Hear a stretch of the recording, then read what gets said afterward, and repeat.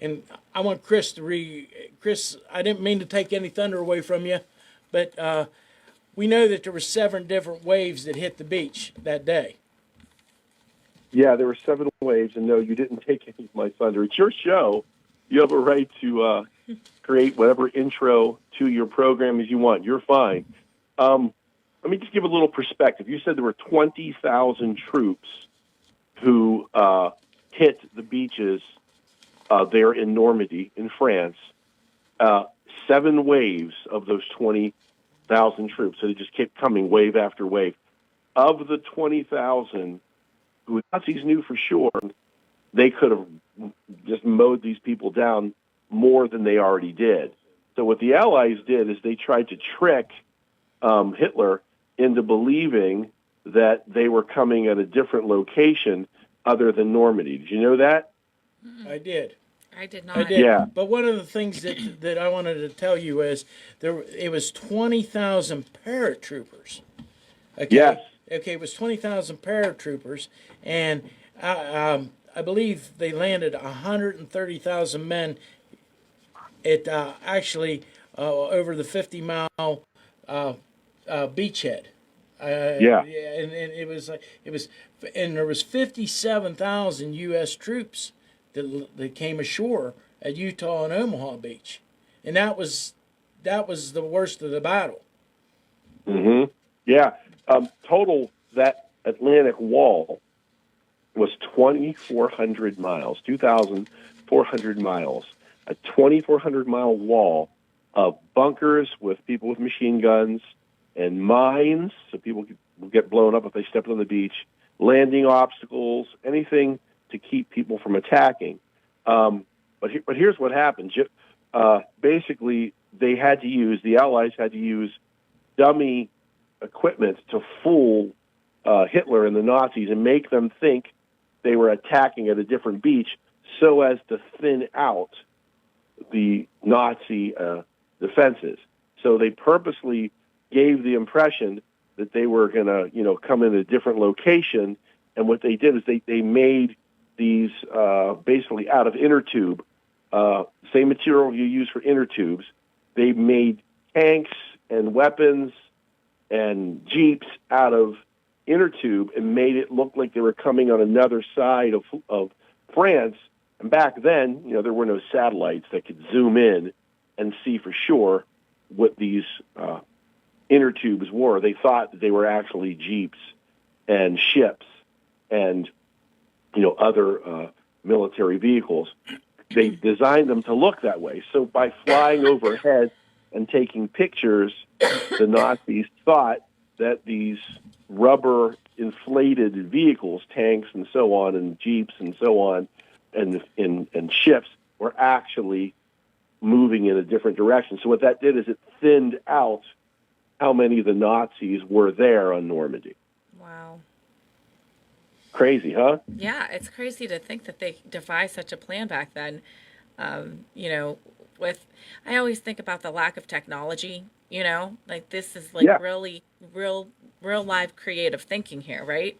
Well, they had, oh, yeah. they had ways of communicating between each other, but not like we do at this time. I mean, like there might be one person in each group of platoon that might have the capability of being able to know something that was going on, but there had to be wires run because there was no cell phones. There was no satellite to beam up to. Right. And well, the one thing that I don't think that people today understand that there was 130,000 people that hit the beach that day. There was I have it written down here. Tremendous. I have it written down here.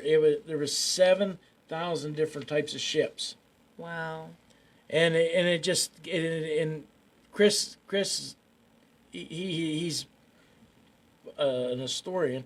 So, but it was by the grace of God that we were even able to hit the beach that day, because if it was, they had to go that day because of the weather. Do I have that right, Chris? Yeah, the day before was when it was planned, June 5th, and they had bad weather. And at the last minute, around midnight, as you said, so basically the ending of June 5th going into June 6th, all of a sudden the weather turned and they had to jump into action immediately so that because they had to have clear weather or else for sure they'd get mowed down.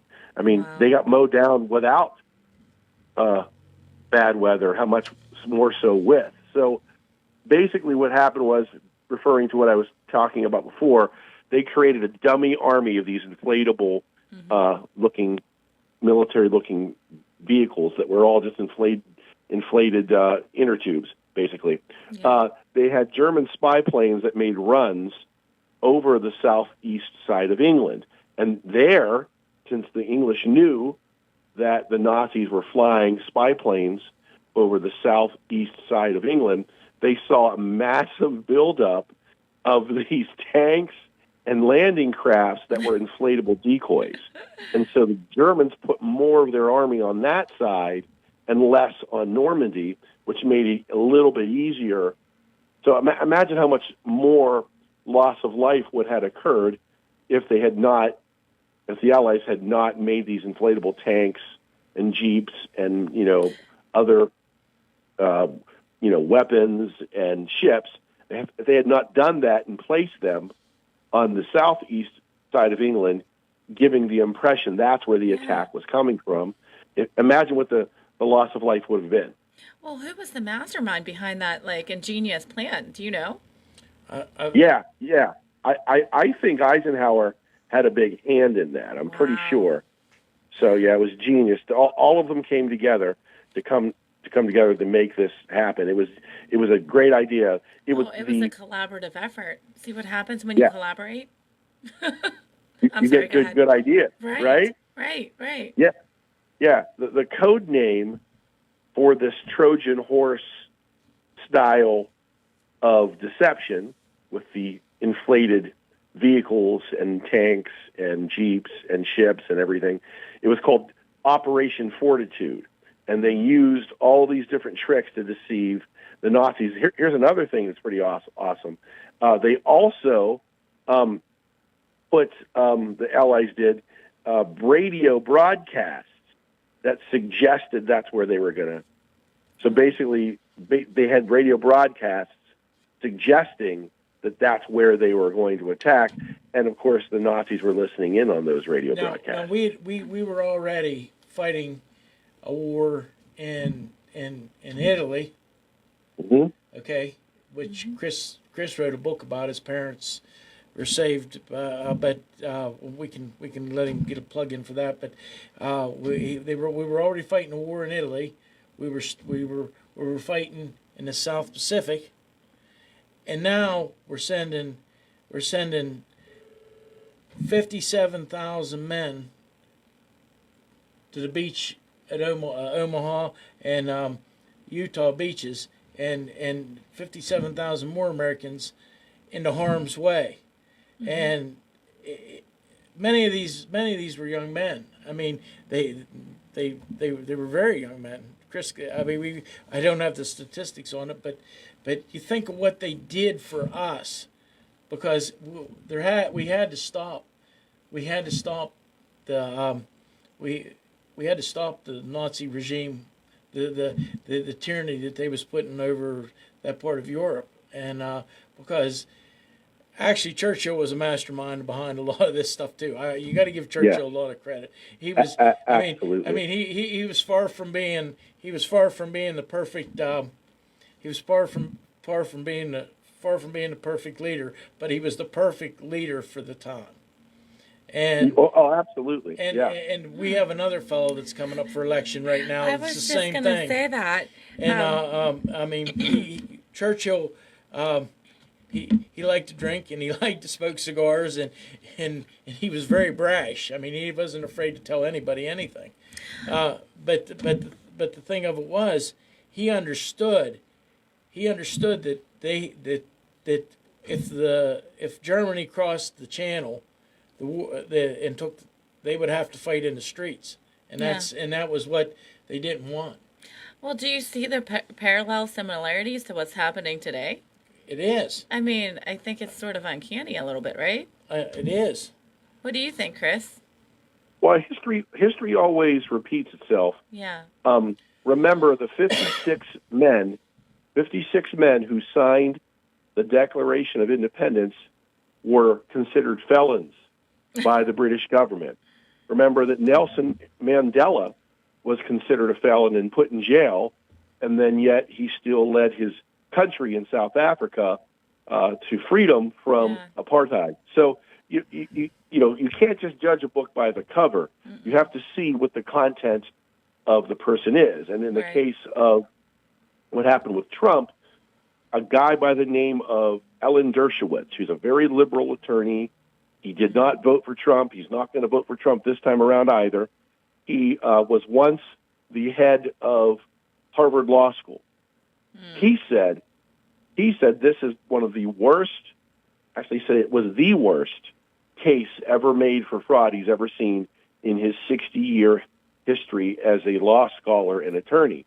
So when a very liberal legal scholar who doesn't like Trump, didn't vote for Trump, says that the case against him was the worst case ever made for fraud in 60 years, it speaks volumes about something's going on. And there's always, as someone who's worked in politics for 23 years now, I'm a political consultant. Yeah. You can check out my website at redmomentum.com for more information about that. What goes on isn't what you see on the surface. It's always what's going on behind the surface. There's always, schemes and things going on. You can never take things. Yeah, you can never take things at surface value or face value with politics, because just like this deception on D-Day, they had these rubber ships and jeeps and tanks and things to deceive the Nazis into putting more troops on the other side of France so as to make it easier for those 7 waves to break through and take back France and take that away from the Nazis. There also, deception and strategic thinking was there. Also, here's another thing. Some of the dummies, they actually rigged dummies that looked like men, looked like American soldiers or British soldiers or Canadian soldiers with explosives, so that when the explosives would go off, the Nazis would think the war is going off over there. So they, besides all those inflatable vehicles, they also had dummies that looked like soldiers, and then the explosion would happen, and so the Nazis heard the explosion and would run to that part of the island and think that that's where the war was being fought. So, you know what? There's always another side to the story. And you have to think about this, Chris. If you was a paratrooper or you were on a glider, it was a one-way mission. Yeah. I mean, when you stepped out of that plane, there was no choices after that. If you were flying, the gliders is the ones that, because you had to find a place to land the glider. I mean, and I'm sure they practiced the most they could, but I'm sure that this was a green event. I mean, they didn't. I mean, I'm sure they were trained the best they could be, but nobody knew for sure what was going to happen and how far they were going to be able, because the weather could change, and weather changing for a glider is.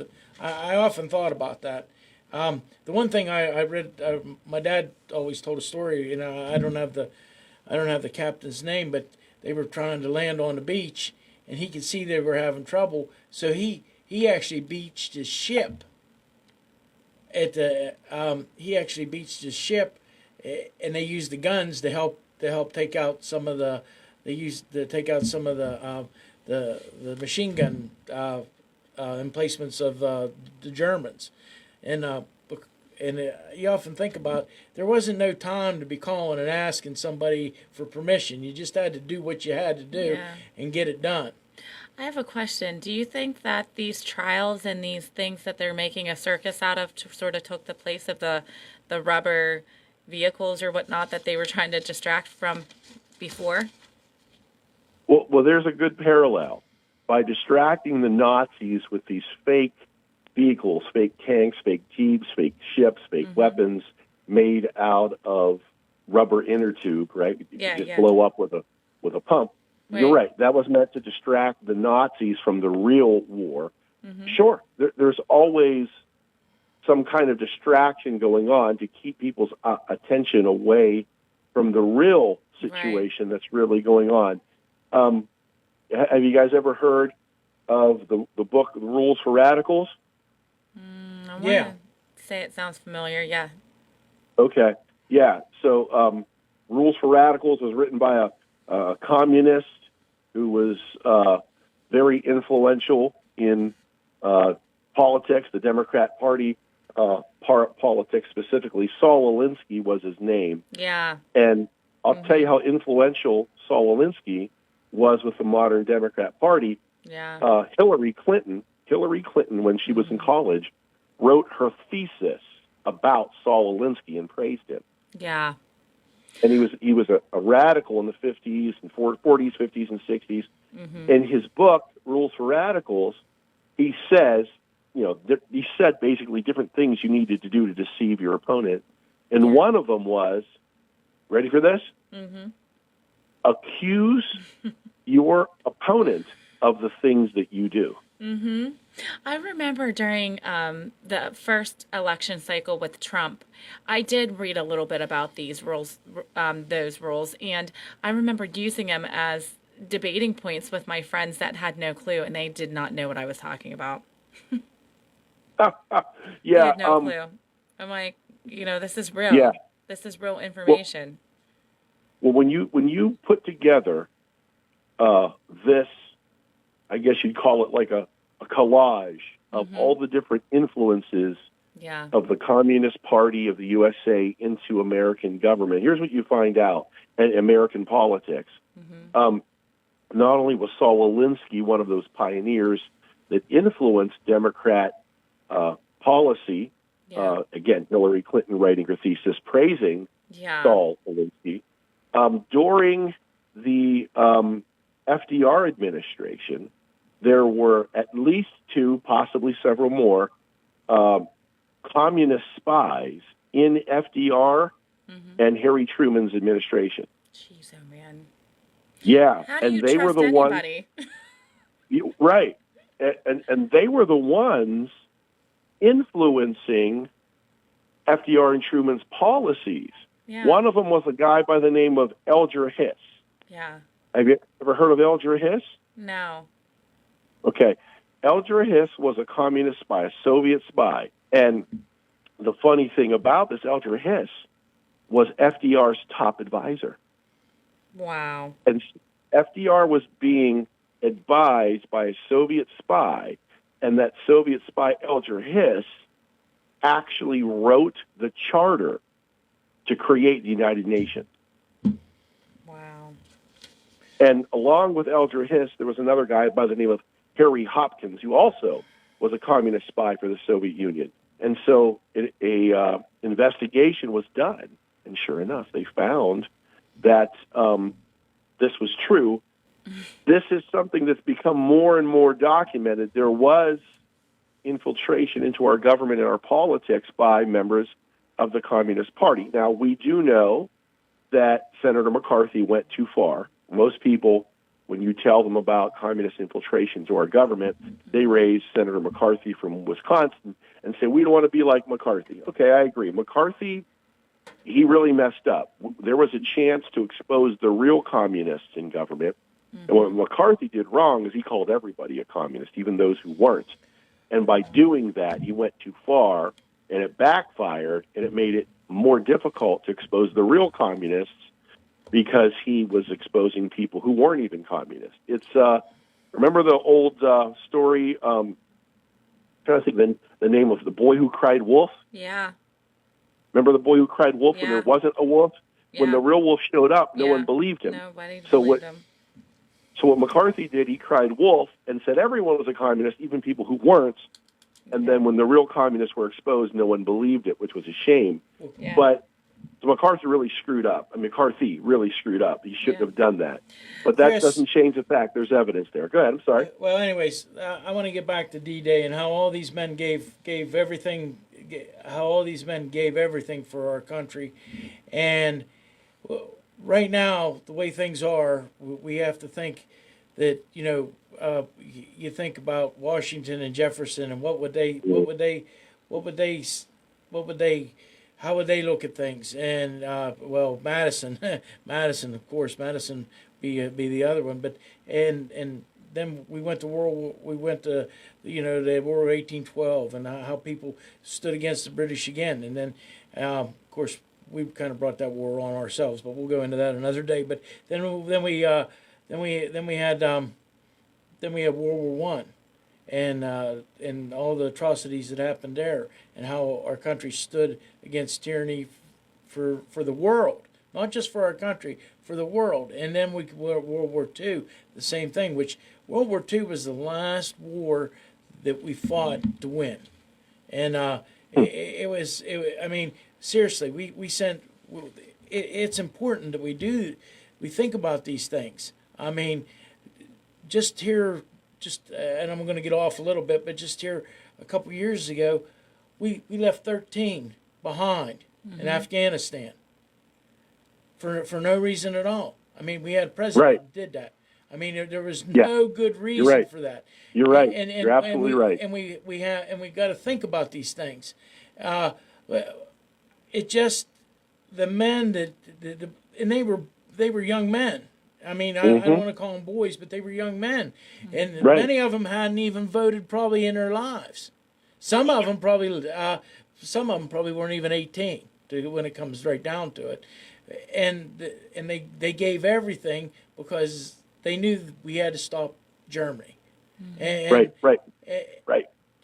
And you often think where our country is now, with all the many problems, can we get this turned around? And I believe as Americans we can fix anything. I mean, I believe we can fix anything, but we have to start somewhere. Right. And that's why I wanted to bring this out today, and that's why I wanted to talk to you about it. Wanted you to give your take on all the different things. And it'll be 80 days since it'll be not 80 days, 80 years, the anniversary this year. D-Day landings, and we got to think of the personal courage and sacrifice of those who fought for freedom and liberation, of the unparalleled, and I'm reading this, so don't think, of the unparalleled logistical triumph and the remarkable feat that eventually led to a hard-fought victory. I mean, we had to get to Paris. I mean, that was the goal. We had to get to Paris. Yeah. And when you think about all the things that put together, it was by God's own blessing that all this happened. And I think it was King George. I believe it was King George that said Franklin Roosevelt called it a mighty endeavor, a struggle to preserve our republic. Think about that. That's what Roosevelt said. Yes, no doubt. In fact, let me tell you why it worked. You said it was by the grace of God because the weather cleared right at the right time, and Hitler took the bait with the dummy, the dummy military they had set up near Calais, France. He thought that that's where they were going to go, near Calais, France. And while the invasion was happening, Hitler was sleeping. Jeez. Yeah. You there, Chris, with us? I think we lost him. But you think about it. Did we lose the phone call? Yeah. But anyways, the Allied victory of He was sleeping. was What a surely way to end that conversation. It truly was God's victory. I mean, there's no doubt about it. I mean, that's where we're at. But if we take it, I want to take it just locally for just a moment, but I feel like those are the battles that you guys are fighting in regards to election integrity. I mean, it doesn't seem so grandiose because, obviously it's not a bloodbath per se, physical bloodbath, but I feel like all these little and I shouldn't say little because they're not little, election integrity battles are sort of leading up to that as well, right? Like you have Well, to fight them locally and to try to fix the problem. yeah, I think it all comes back to our backyards. Yeah. And Chris and me have spoken about this many times. We got Chris back up, I think, again. You with us, Chris? Yeah, somehow I got dropped off the call. Yeah, well, I think it's something to do with weather or something's going on with because we were having trouble with the IT at work at the courthouse today. But anyways, Sure. What I was saying is, not only do we fought battles all over the world against tyranny, Yeah. and now it seems like the fight is in our own backyard. Yeah, with the election Yeah. integrity and making sure our elections are secure, because I feel like that's a battle that nobody talks about. It's a sacrifice that the people that put themselves on the line in order to make sure our elected officials are actually elected instead of selected. It's a battle. It's not what you typically think of in terms of physical battle and bloodbaths, but I mean, they put it all on the line. They put their personal lives out there. They pour their time and dedication into trying to get that fixed, because without election integrity and without our people choosing our elected officials, this contributes to the grander scheme of problems, right? Well, yeah, what you're talking about is the culture war. Yeah. And even though America won the physical war against the Soviet Union thanks to Ronald Reagan, Ronald Reagan's buildup of the military, including his delving into SDI, Strategic Defense Initiative, which is shooting missiles out of the sky, it sent chills down the spine of the Soviets, and that it worked in Israel. We saw in October when the terrorist attack on Israel occurred, they shot down every missile except one. And that idea came from Ronald Reagan, who said we needed to develop this missile command approach. And it was that missile command idea, SDI, that scared the Soviets. And Reagan was able to use the threat of building SDI, building this network of missiles that can shoot their missiles out of the sky. He used that to force Gorbachev to start taking down the wall there in Germany and do other things. So after Reagan leaves office, the wall came down not long after Reagan left office, and then, of course, the Soviet Union collapsed because of the strength of Reagan to use the military might and the threat of SDI. It forced the Soviets to kind of acquiesce and start tearing things down, and eventually the Berlin Wall came down. So we won the Cold War. We've yet to win the culture war because people on the left have infiltrated the institutions, and they're pushing an agenda that's not at all about freedom. We can thank a guy by the name of Antonio Gramsci for that. He was an Italian socialist who said the only way to defeat the West, Western civilization, was to infiltrate the institutions from within. And he started writing about this in the 20s and 30s, and it was that idea that influenced people that I mentioned, including, Saul Alinsky and others. And if you want to read a good book that exposes all of this, there was a man named Cleon Skousen, who was an FBI agent, and he had a book called The Naked Communist, and in it he exposed what the agenda of the Communist Party in the USA was during the 1950s. And if you look at the 45 goals of the Communist Party in the 1950s and you compare it to what we're doing today, it's almost exactly the same. Cleon Skousen was warning us in 58, 59 when he wrote his book. He had retired. He was a retired FBI agent, and he infiltrated the communists and wrote down what they were going to do. They're going by that playbook one by one, and we're losing the culture war. If we don't stop it, we're going to lose our country. Yeah. Well, and one of the other things I want to tell you about, or what I want to, Chris, it's about you said about, but it's more of a uniparty thing. I think. I don't know if you want to agree with that or not, but and I'm not saying it's all, But there's it seems like there's a conspiracy to work against the conservative views in this country, and it seems like it comes from both sides. I wouldn't call it. I mean, I know people call it the uniparty. What I would call it is something called groupthink. It's a psychological term where everybody wants to follow the crowd. I think what's happened is because the left has taken over these institutions, the media, education. What happens is some of the more softer Republicans want to get along and not be called a heretic or a hater, so they compromise just to be liked. Right. Well, Chris, it was good having you on. Believe it or not, we only got like a minute left. I appreciate you. I'll get this over to you as quick as I can if you don't already have it. And thank you again for all your insight here. No problem. The next time we'll talk about how the U.S. Army liberated my parents' town in Italy during World War II and saved their lives. Yep. I appreciate it. All right, thank you. Okay. Thanks, Chris. I want everybody to take a minute